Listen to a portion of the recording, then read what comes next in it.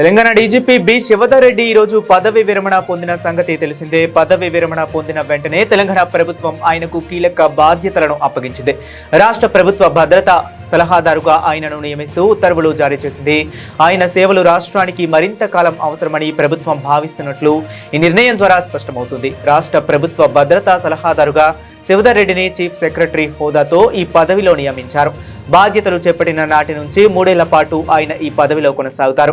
శాంతి భద్రతల పరిరక్షణ, అంతర్గత భద్రత, నేర నియంత్రణతో పాటు ప్రస్తుతం రాష్ట్రం ఎదుర్కొంటున్న ప్రధాన సవాలు అయిన నార్కోటిక్స్ కంట్రోల్, డ్రగ్స్ నియంత్రణ, రోడ్డు భద్రత వంటి అంశాలపై ఆయన ప్రభుత్వానికి నేరుగా సలహాలు అందించనున్నారు.